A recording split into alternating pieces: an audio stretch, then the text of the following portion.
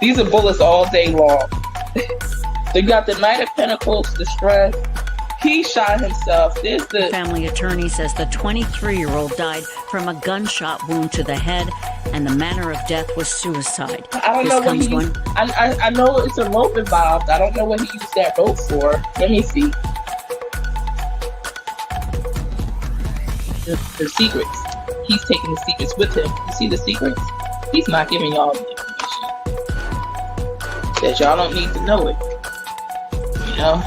He'll go out with the secrets with the high priest there. He might be found on a Wednesday too. Ace of Wands. So I have no doubt in my mind they're gonna find Brian Laundrie, October 2021. I'm telling you, he's still.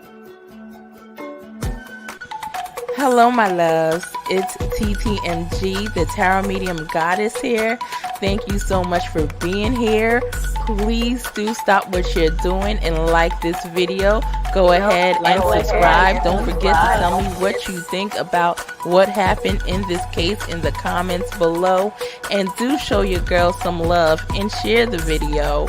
I appreciate every single one of you. It's true. I love you, boo. I love you, boo. Hey guys, so welcome back. So here's the audio that I'm gonna play, and this is discussing this is a confidant, or was a confidant, of Michael Vaughan's mother, Brandy. So here's what she has to say. Okay, well, right here is Nicole, who is connected to Crystal, who was a confidant of Michael Vaughan's mother, Brandy. I'm running into a little. Okay, so if the Honda Pilot, and I'm not gonna ask a bunch of questions just because I do want you to be able to get through everything that you wanted to talk about, and then we can kind of all ask questions. But if the Honda Pilot was seen at 6:47, then potentially, I mean, if the neighbor next door's husband saw him at 6:42 last, and he was standing in front of his mailbox, and he knocked on, I think he said 4 other doors, or 3 other doors, because there were 4 total. That, I mean, he would have had to literally been running door to door to door. I mean, that sounds like in a panic to me, as opposed to, you know, walking down, knocking on a door. You know, can I it to have even been something that was considered, unless like law enforcement wasn't clear about the timeline, I guess. Well, I'll tell you this. There you go. So that came from them figuring out, from the timeline getting cleared up a little. So did FBD just drop it? Yeah. Or did she know who it was? Oh, okay. So basically they got call records and stuff, and the timeline changed. And they figured that the Honda Pilot wasn't. Well, it wasn't all clarified to me. I just know that it was ruled out. How they went about that, your guess is as good as mine. I just know that it was ruled out.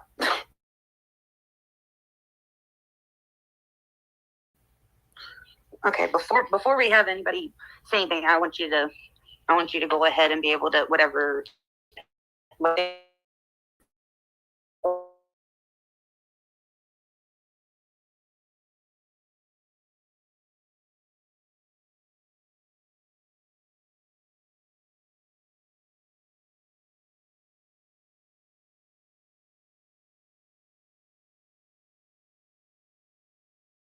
To Brandy myself. I've been, you know, really nice about it. So she has put all of her effort all of her heart and soul into Fruitland Police Department. I don't think that that's the right way to go, because it's been 7 months and I don't see us being any closer to finding Michael than what we were 7 months ago with what they're doing.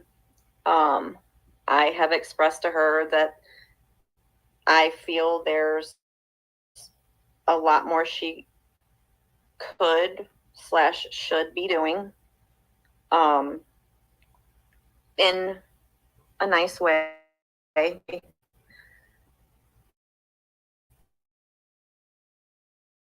Such as months ago, back when the Amber Alert was still a thing. And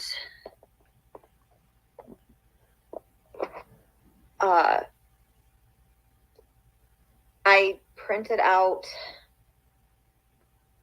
graphs and statistics for Amber Alerts and the criteria and all of that.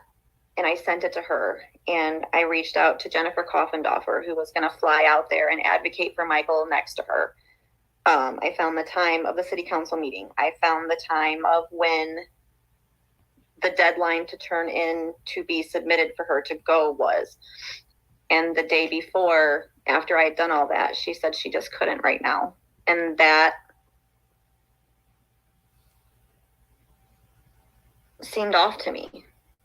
And I have said it many times, the I just can't today, or I just couldn't,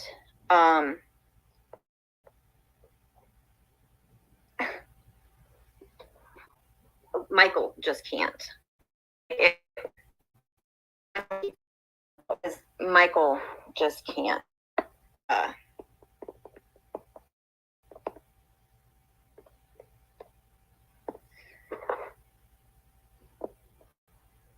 That,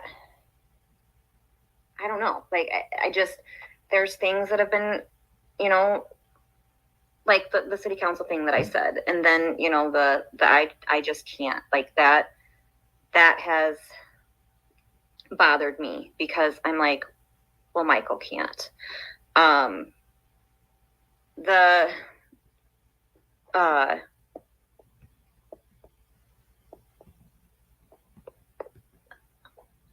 The Donna Serafina thing, BRANDI had reached out to Donna Serafina, and did a reading.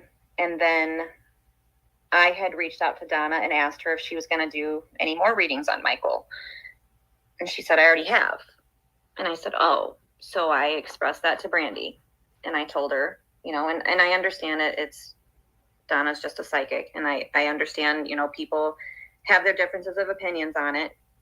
But I figured, why not, if she already had reached out in the first place? And then it became a waiting game, and still to this day, waiting game on, she still hasn't, she did reach out, and then Donna said, you know, whenever you're ready, we'll talk. And as far as I know, she hasn't talked to Donna still.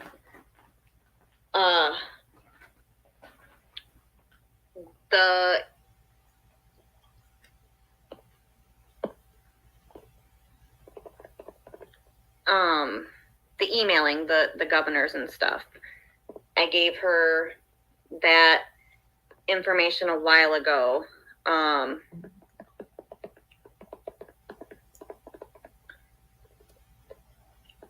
And just recently, she started reaching out to them. I have expressed to her that going on to like YouTube videos and stuff was probably not the best idea, because most of, I'm not going to say all, because I watch a lot of YouTube videos and stuff, but most of the YouTubers are I think she's about to talk about MGL right now. In it for their own selfish reasons, I guess, not for the greater good. And, you know, she still continued to do it, although I expressed, you know, how about we beat down doors at this point? How about we start reaching out to news stations and saying that FPD could be doing so much more, and yet they're not. But that just seems to be too much for her to handle.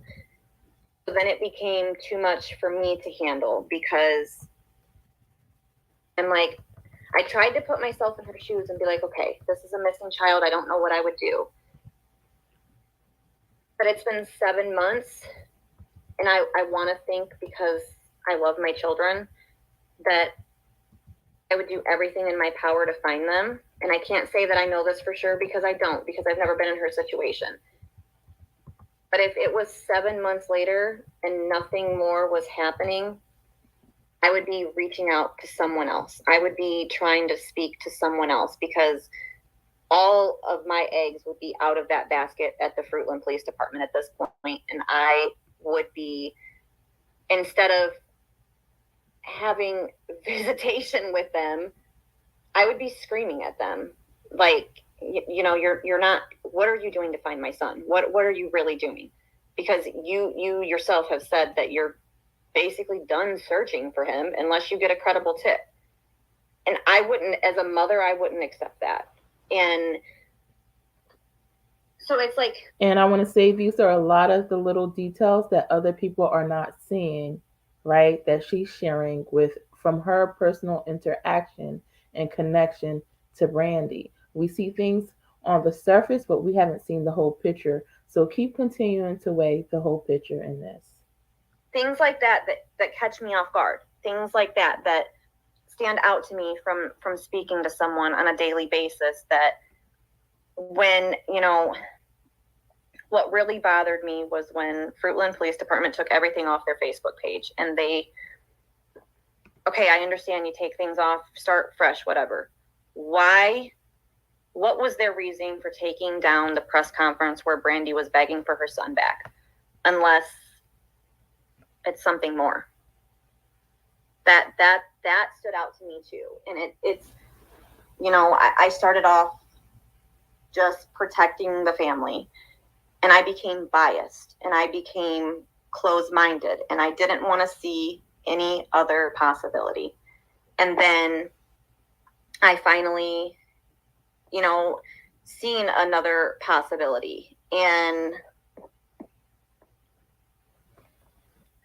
it just became too much. And my anxiety started going crazy, because I tried to express these things different ways. And then, you know, she told me that the things that I was questioning were too much. And I'm just like, you know, the hard questions,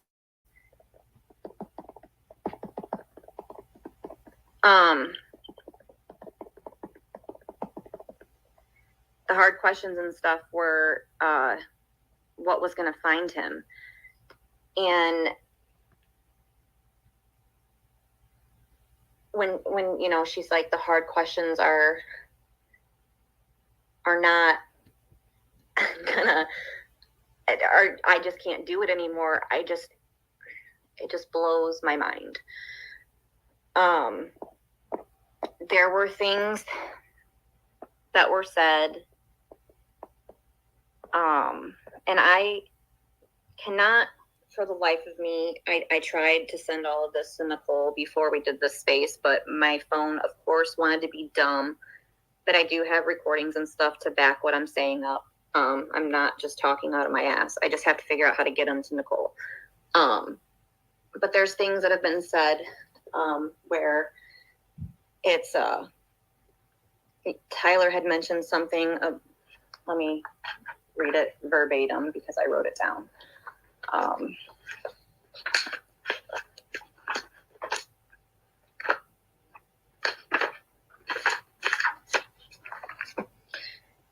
He mentioned that the dogs tracked Michael's scent to the neighbor's house, or to the neighbor's door. Said he forgot about it, but it wasn't really important. I think my mind might have exploded that day. How is anywhere that your child's scent goes not important? It's just little things like that I'm just like, I think that's when my mind started opening up, and I started opening my eyes more instead of being so biased. And that's when I was like, okay, I really got to take a different look at things. I have to do things differently. I've been afraid to speak out because I am new to Twitter. Well, sort of new. I've been here for a while. But I don't like the harassment. I don't like the bullying and stuff. And as soon as I started making tweets today, people that I have shouldn't be out. And I don't know what it is.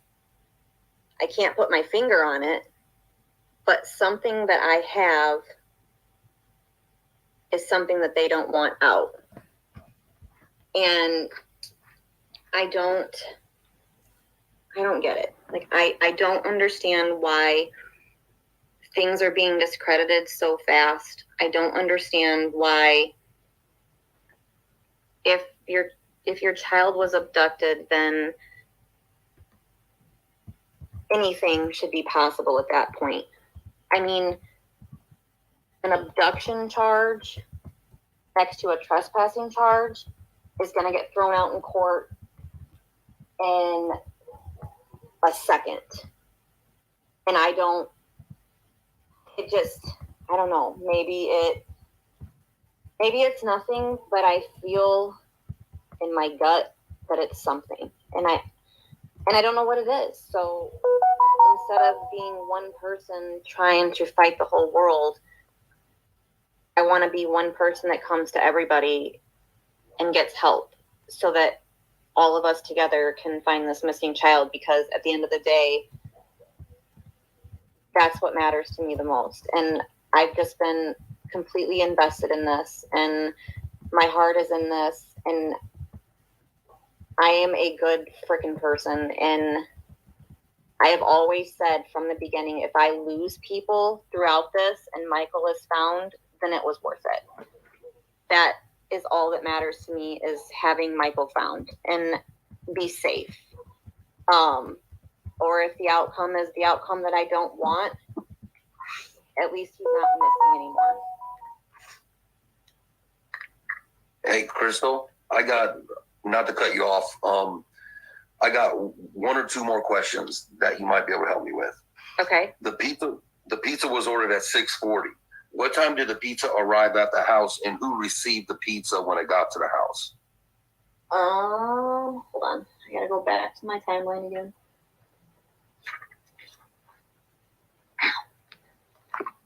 Pizza was delivered at 7:15, and to my understanding, the oldest boy got the pizza. And where was Tyler when the pizza was delivered? Because he should have been home at that time, because he had called Brandy when he got home from the park at 7:05. Correct. So I am unsure where Tyler was at that time. Okay. It was never clarified to me. Got you.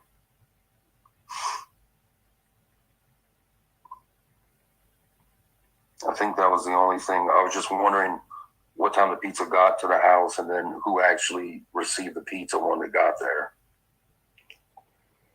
To my understanding, it was the oldest son got it and took it in the house. That has always been a question that I have never gotten an answer to, as far as where Tyler was when that happened. So I can't answer that because I don't know, but it's been something that I've been trying. Yeah, we're just trying to figure out, because like I said, if he got home, if Tyler was at home at 7:05 and he was, and that's when he called Brandy, and the pizza came at 7:15, and the son went and got the pizza, where was Tyler during that time? So When Tyler called Brandy, they spoke for 9 minutes and 25 seconds. So they hung up at 7:14 p.m. So I don't know what Tyler did from 7:14 to 7:21 p.m. Yeah, because that just threw out my theory that they both hung up and called one called 911, one called the sister. So we're kind of back to where they had several minutes and just happened to both make outgoing calls to 911 and the sister at the same time. Yeah, because after I read it and said it out loud, I was like, well, I just said the same thing you just said a minute ago, and yeah, that throws that theory out too. So back to square one yet again. So what happened at 7? So at 7:21 is what happened at 7:21? Tyler called 911. Okay, well, let me rephrase that. 911 was called at 7:21. I'm not really sure. I've been told it was Tyler, but I've never seen phone records to prove that. So 7:21 p.m. 911 was called. Gotcha. 7:21 p.m. Brandy called her daughter, and I have seen phone records for that. Okay.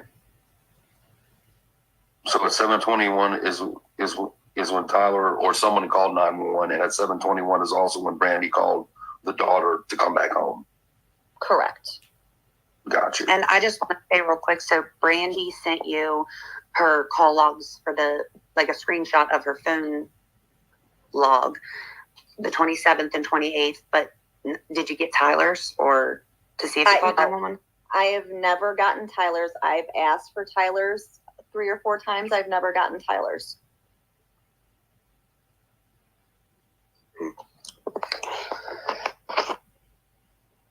Okay, so, and it's not on Brandy's call log. She didn't call 911.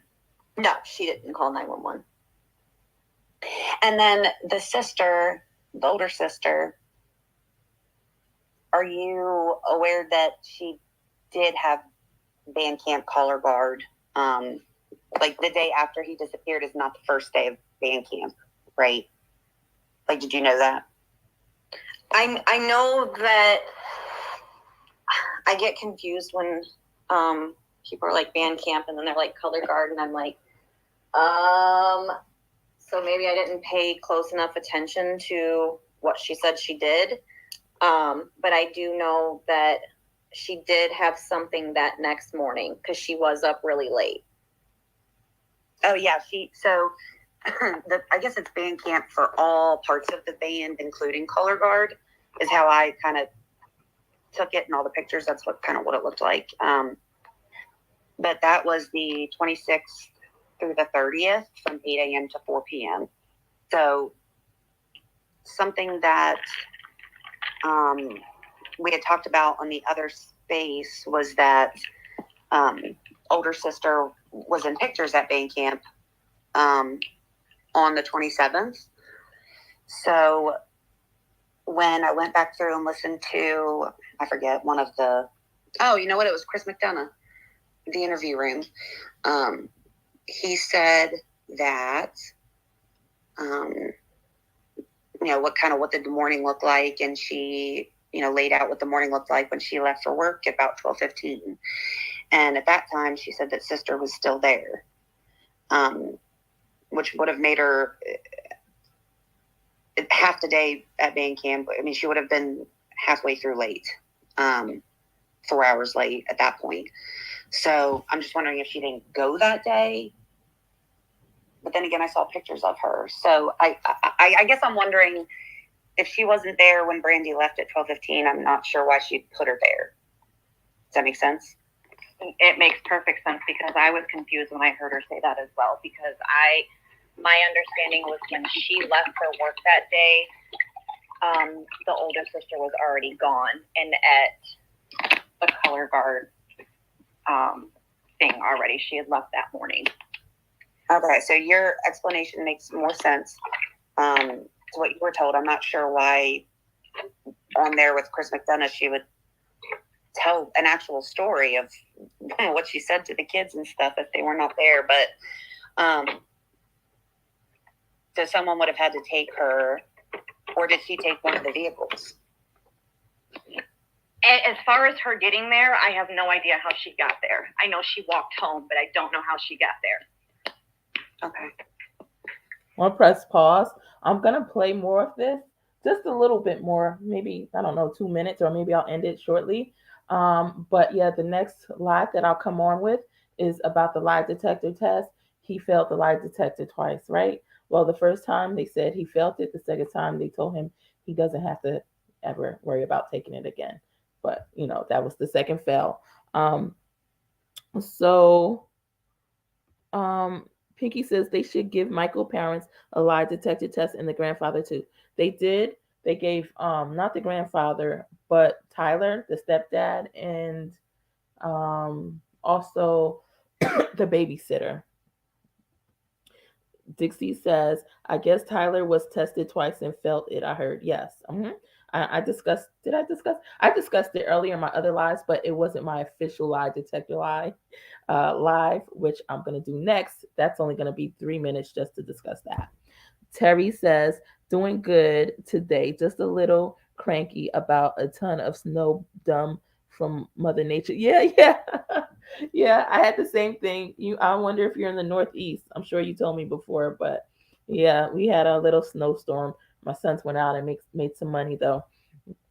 Dixie says, oh, so you got the snow. We had dusting and dust cold here in Nebraska. In Pennsylvania, we actually got the snow. Yeah, it was a lot actually. Pink Butterfly says, good, Dixie. Their timelines in the beginning were really fishy, and Brandy mentioned cocaine and stuff like that on her Facebook page. She deleted. Oh my God, I didn't know that. That's what I was liking with their case versus Candace's case. I'm like, it doesn't look like any drugs are involved, but the deeper you get, it's like it gets a little bit the plot even thickens more with the situation. There's questions that I've heard asked of her, and she keeps beating around the bush and she's not answering it. Then she's bringing up her dad, and that has nothing to do with the question.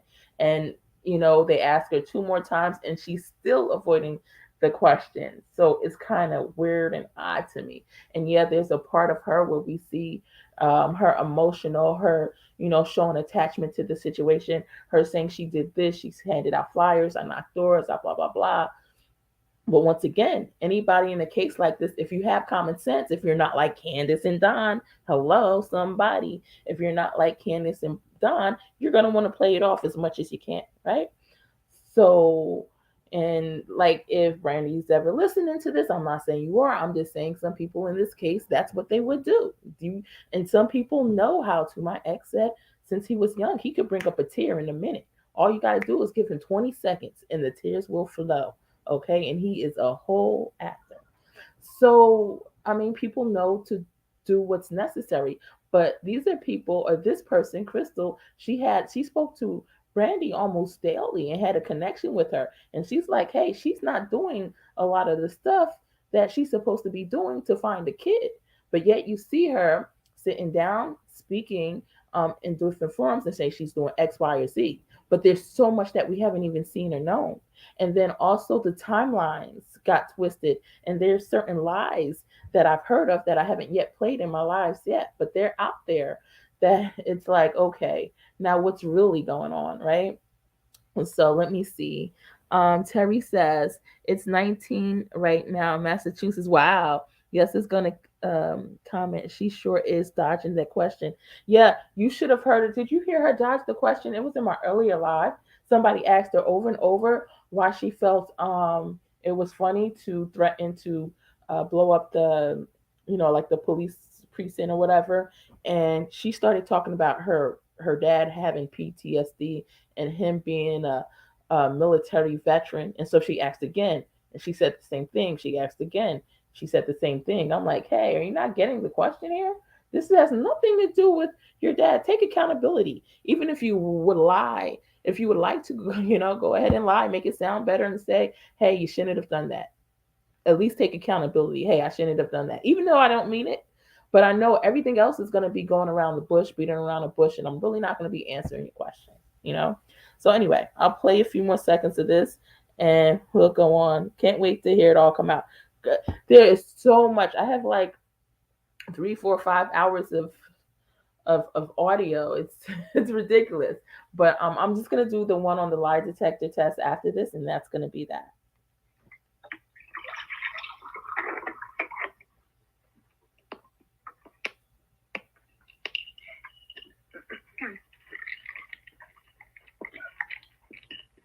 Okay.